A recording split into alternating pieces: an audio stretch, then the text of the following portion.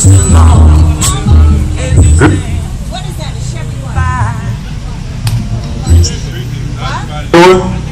everybody doing today? You know, it's a blessing to be alive. It's a beautiful Saturday. As you mentioned, my name is Kevin Dorival, and how you doing? She works at the African American Library in Fort Lauderdale. Again, my name is Kevin Dorival, mentor, author, and inspirational speaker. I wrote this book here called The Courage to Believe, which is an inspirational true story about my life and how God helped me overcome a lot of adversity. And the way that my book coordinates with Juneteenth, as you guys already know, is a very important historical event for, you know, everyone, not just African Americans, but everyone.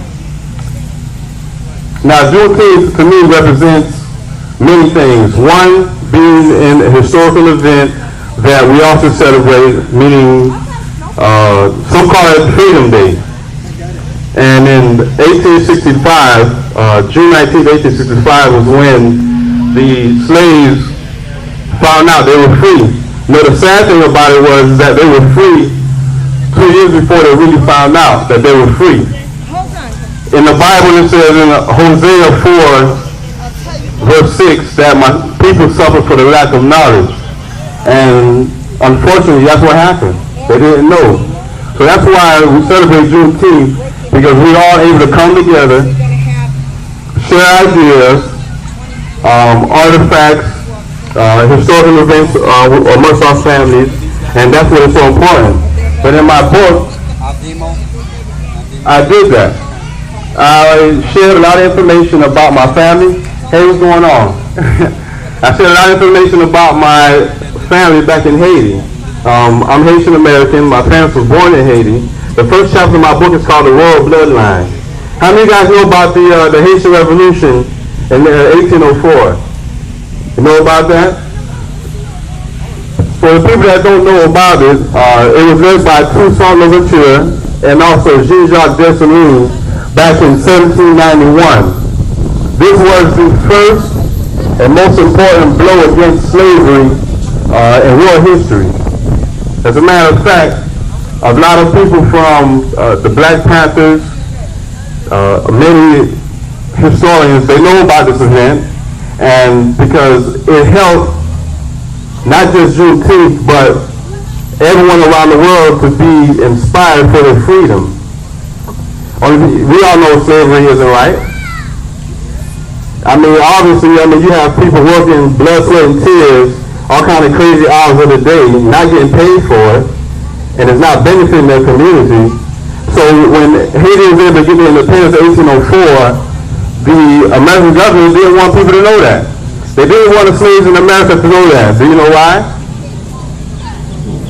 Can anybody tell me why? Because I give you a free copy of my book. Why would the American government, meaning George Washington, Thomas Jefferson, really want the slaves to find out that they were Africans in Haiti who just fought for their independence?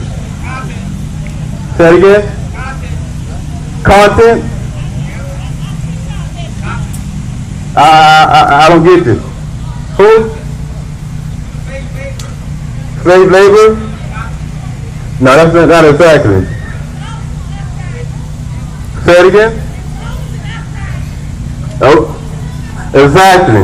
Remind me to give you a copy when I get off the stage. They knew that if the slaves in the United States found out that there was some slaves, some Africans that fought for their freedom, that it would cause an uprising. So he wanted to suppress that information. As a matter of fact, they wouldn't even let Frenchmen, because you know the Haitian soldiers, they beat the French, they wouldn't even allow the Frenchmen to come to some states in America, or even the free black men and women, because they were going to let other people know about that. And it's the same thing that happened in Texas. You know, the fact that the Confederate Army, you know, Texas was run by the Confederates, they didn't want the people to know about it.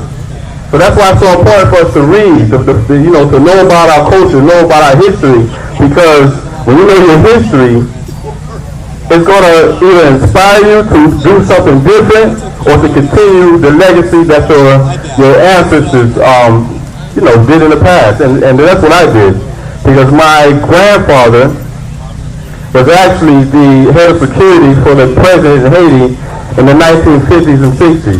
That's something I didn't know growing up until I did my research.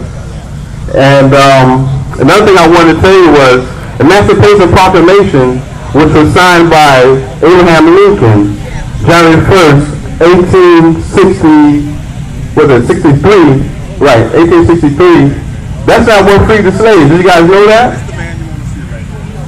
I always thought that the Emancipation Proclamation freed the slaves. Didn't you?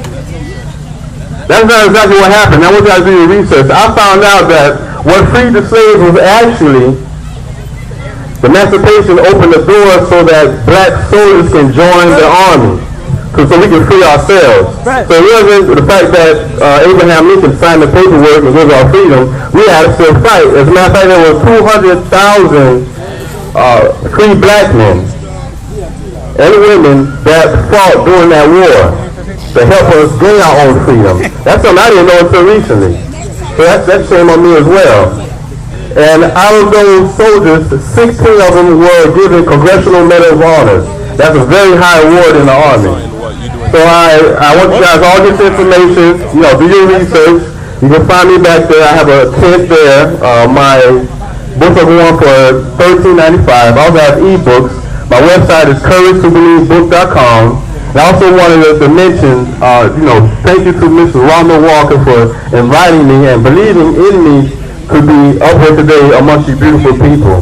May God bless you, be encouraged, and anything that you want out of life, you can do it. If you believe it, and just keep praying, thank God in advance, and keep moving forward. Never give up. God bless you. Bye-bye.